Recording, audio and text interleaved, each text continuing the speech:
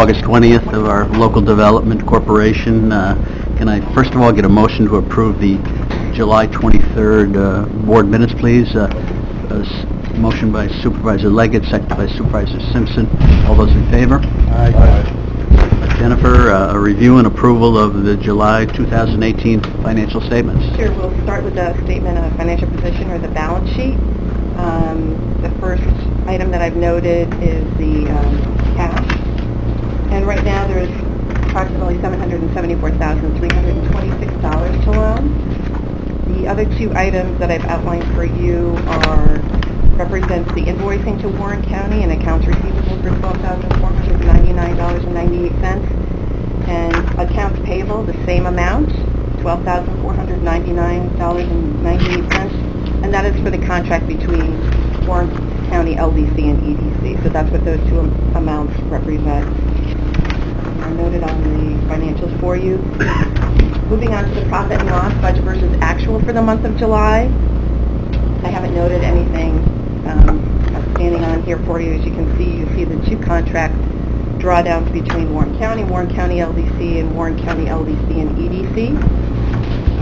And then lastly, if you move on to the profit and loss budget versus actual, the only item I've really outlined for you is the miscellaneous income year-to-date, the $1,152, which represents income from the spring session of MAP and an account closeout. And MAP is the Micro Enterprise Assistance Program that we collaborate with SUNY Adirondack and Washington County to distribute a little bit of revenue from those classes from the attendees who pay.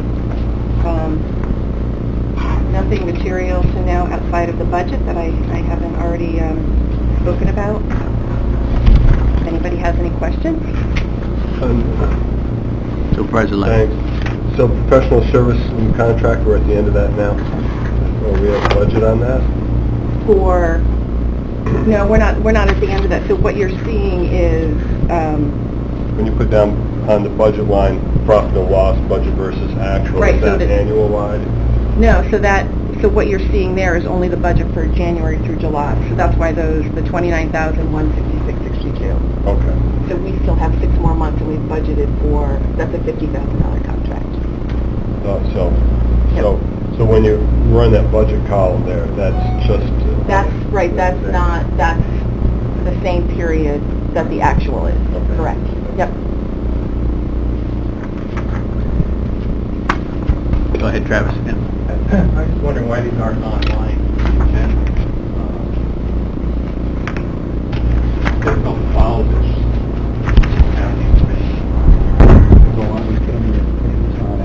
Right. It's generally we'll put them on after the meeting so that you can certainly follow them then. But it certainly doesn't help people follow. Just a comment. I mean, most people, committee meetings have these posted. See quite a few. Yep. We'll start putting them on, Travis. Good. Any further questions or comments? Can we get a motion then to approve the July 2018 financial statements? Supervisor Thomas, seconded by Supervisor Simpson. All those in favor? Aye. Good. Review of a loan portfolio. Did you want an executive I'd ask session? for an executive session dealing with two unnamed applicants. Okay, very fine. Then can we then get a motion to go into executive? Supervisor Simpson, seconded by Supervisor Leggett. All those in favor? Aye. We are in executive session.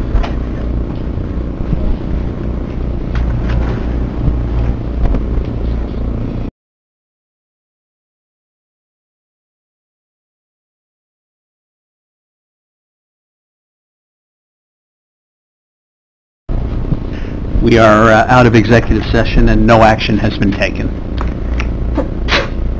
Bless you. Any old or new business, Ed? I'm just going to have a monthly update and along with the requested discussion. I just want to mention that the Micro Enterprise Assistance Program that we mentioned in the financials, so one thing, it's been rebranded, so it's called Startup Adirondack now, and that will start September 25th, ending November 13th on Tuesdays from 6 to 8 o'clock. It's $150, and we've already had quite a few participants apply through SUNY Adirondack. So just as a reminder that that's out there, if you have anybody in your community that's looking to start up a business or just reacquaint themselves of good business practices, that they can sign up through Continuing Ed at SUNY United.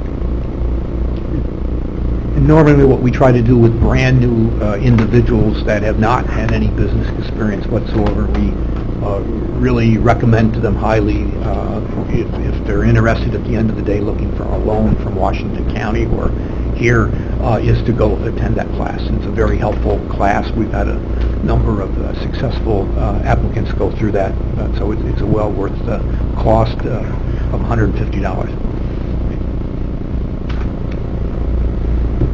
That's all I have this morning. Okay, well, thank you very much. Can we, anyone else from the public that wishes to say something? It looks like Travis may have his hand up. Is this the end of the meeting now? We are getting close to adjourn, yes. Okay, so yeah, I'd like to bring up something I mentioned earlier about the balance sheet on the EDC and such. Right. I think EDC, or this is LDC? This is LDC. It's LDC, but it's you know, I'll talk about all of them. The IDA, the LDC, the EDC, they all publish their budgets. And I don't know how many people actually look at them, though.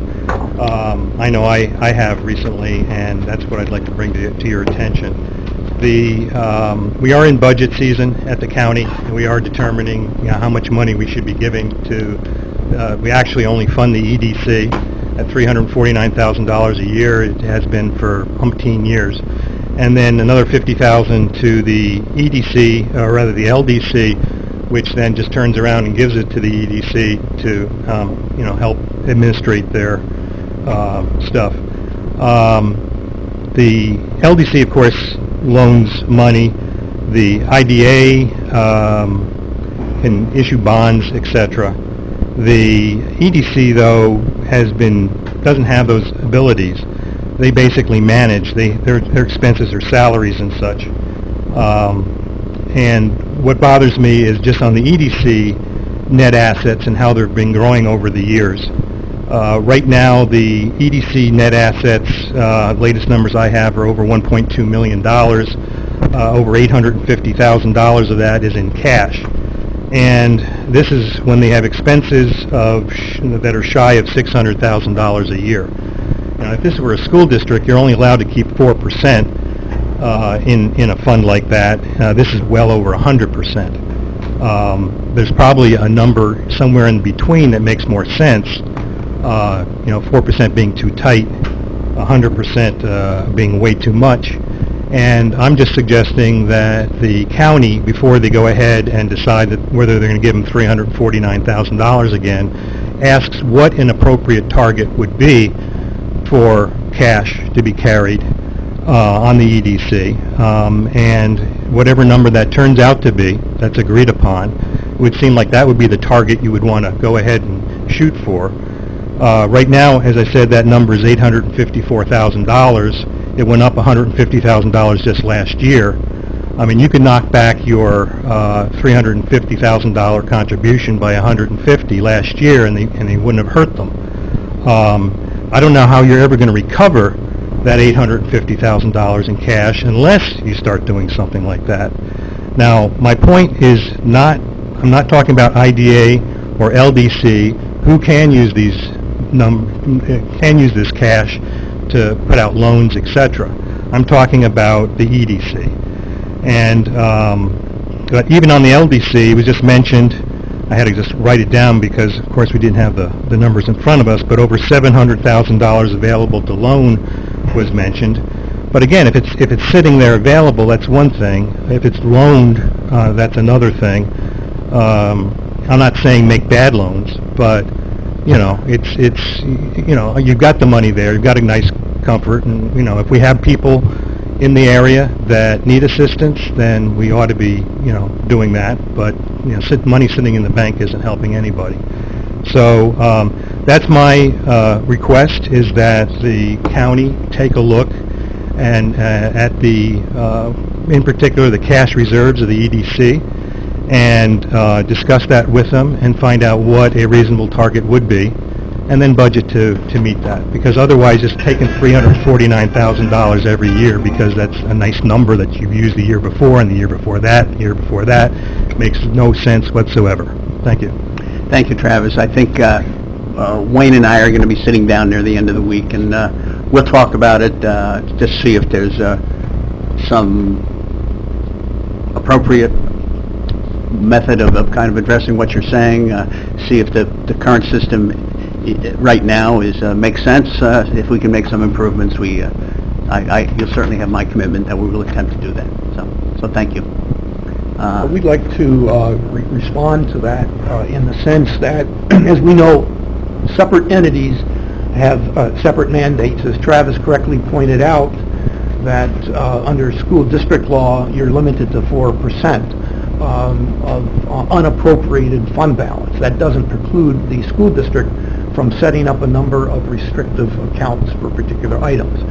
Up until the year 2000, technically municipalities, towns, counties, villages, cities were not able to have a surplus. Under a change in the law in 2000, they do now permit that. The Comptroller's Office has basically said, with no percentage involved, that the balances are used to smooth out short-term variations. Again, you can have an unreserved fund balance, but there also is set up a number of 5 categories of where funds can be set up. And on one hand, I'm speaking to the choir because all of you are involved as budget officers in the respective towns. So that under current regulations under ABO, there is no policy or guidance. So we look to the not-for-profit organizations, which EDC was incorporated as a not-for-profit, which basically says that you should have on hand anywhere from 2, 3 to 6 months of funding for unexpected expenses or a change in revenue shift.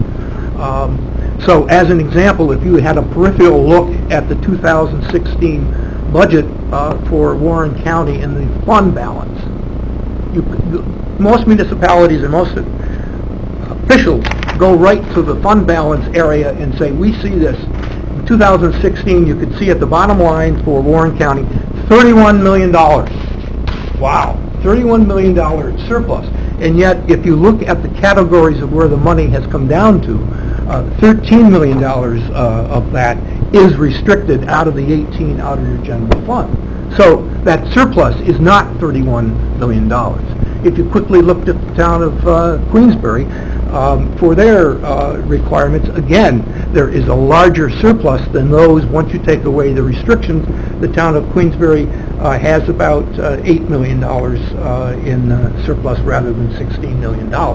So what I would like to be able to do now is to have Jen review with you the additional information here on our budget. Jen.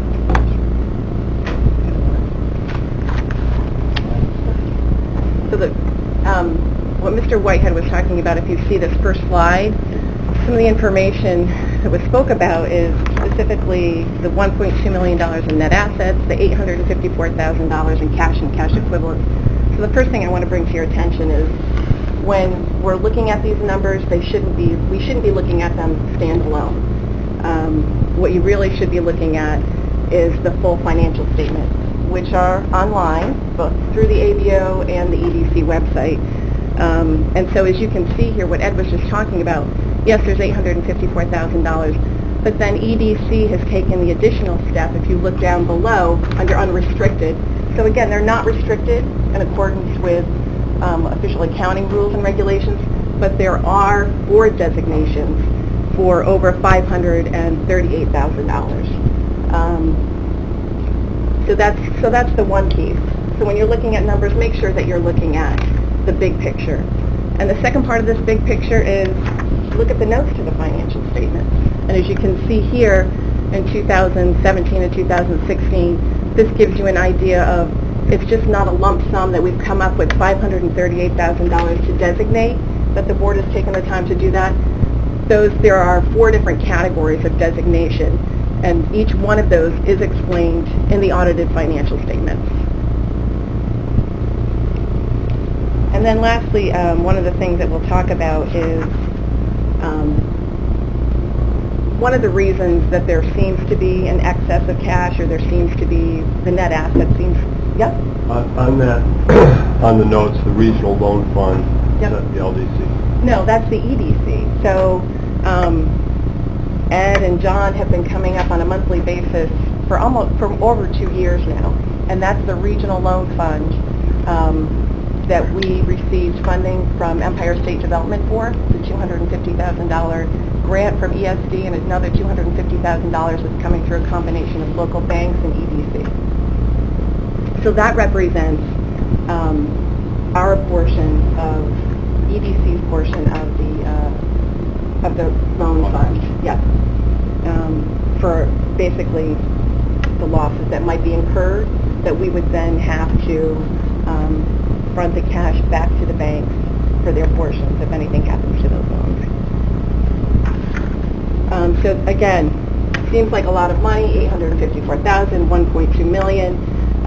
Some of you may recall, if you've been around, one of the other things that happened was there was an organization called Hudson River Local Development Corporation, and that was merged into EDC in 2015. The excess of the assets acquired over the liabilities at that point was $363,182. Approximately $318,000 of that was in cash. So again, it's not something that just back in 2016 or 2017 the board decided to do this. We knew the merger was taking place. We took action. We sat down with the Audit and Finance Committee, and first we ironed out how do we reserve this money? How do we make sure that we can take care of the obligations that we have? We acquired property with this. And not only that, we're not-for-profit, and we're a not-for-profit that relies heavily on municipal contracts. 75% of our revenue comes from municipal contracts, and that's not as reliable as the private sector. As we all know, it can be very volatile. There's elections, there's new board members. So in doing so, we took a look at the assets that we had, the cash that we have available, again, our obligations, and that's where we came up with those various categories and the calculations that we have for each one of those reserves. Hopefully that gives you a little bit better idea of why we did what we did, that we do have a plan. There's just not $1.2 million sitting out there. There's just not $854,000 sitting out there. And by the way, that excess cash that's above and beyond that $584,000 is about $316,000. And we, on an annual basis, sometimes on a biannual basis, we purchase capital assets. We have a capitalization policy. So anything over $2,500 is capitalized. Those are not going to appear on a revenue and income statement. Those are part of the balance sheet.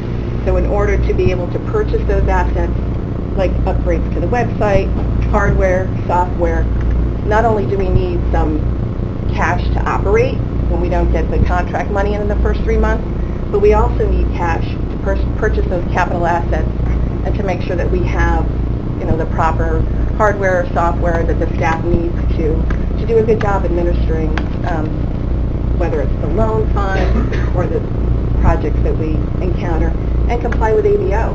And we need accounting systems, we need software, we need the ability to tap into the ABO system.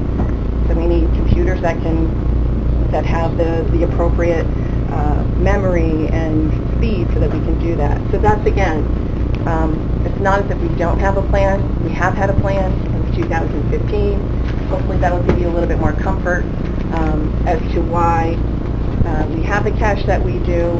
And again, we have similar planning when we come to you and ask for that $349,000 a year. Again, which has not changed since, I believe, 2013, we asked for $335,000, and I think it was just in 2016 that was bumped up to $349,000. So hopefully that gives you a little bit better picture.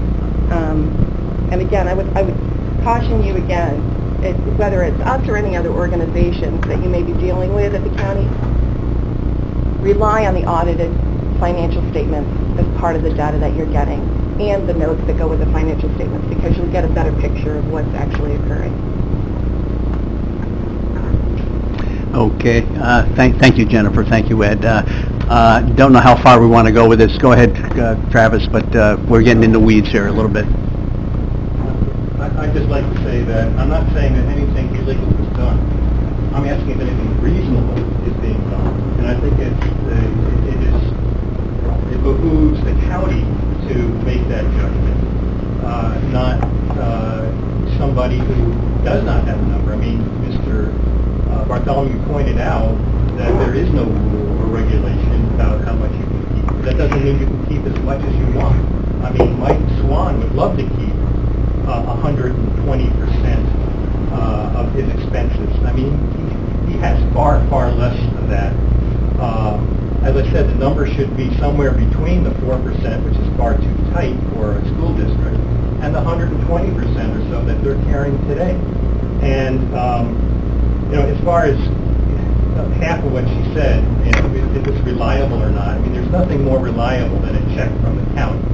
We've been giving it them $349,000 a year in quarterly payments every year for umpteen years, and same another $50,000 from the LDC. They get it from the town of Queensbury, God knows why, about $120,000. $114,000. 114. I'm sorry, I said 120. So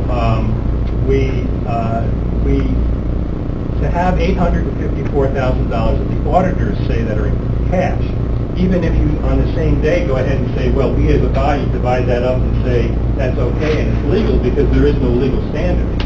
So of course it's legal. Our job is to say, is it reasonable? And having $854,000 in cash when your expenses over the total year are less than $600,000 is totally unreasonable. Does anyone have any further discussion or comment? The chairman, yes. For example, the county's fund balance that was mentioned, it has taken us for a decade more to do something like that fund balance, just as a family. Right.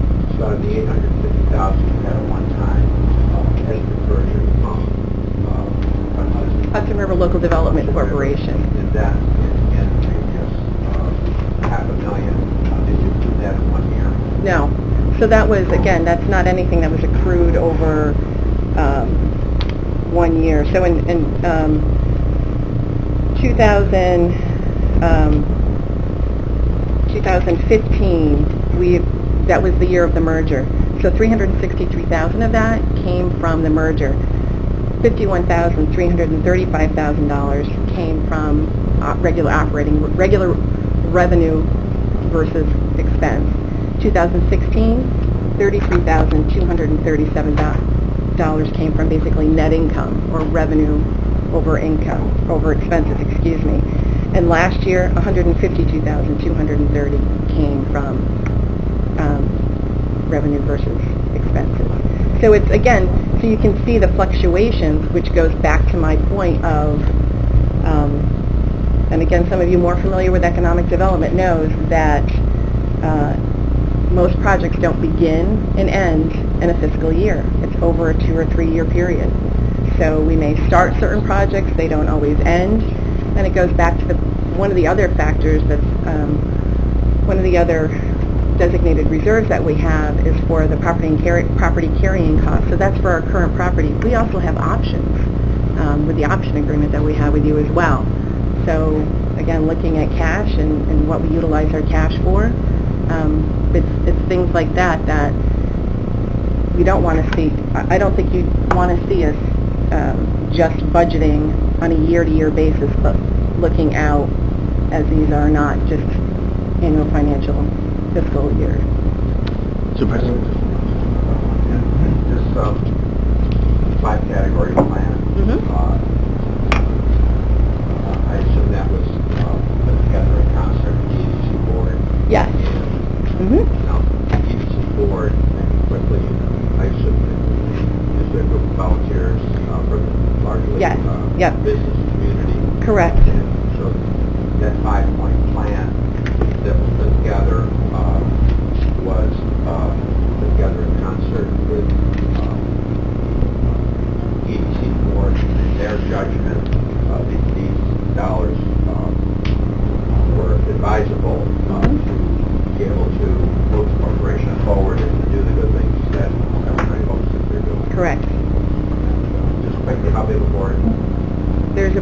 12 members of the board, and within that board, we have a governance committee, because we're required by ABO, and we have an audit and finance committee. So it was specifically the audit and finance committee that we worked with originally, and then these points, this plan was brought to the full board for their review and approval and input.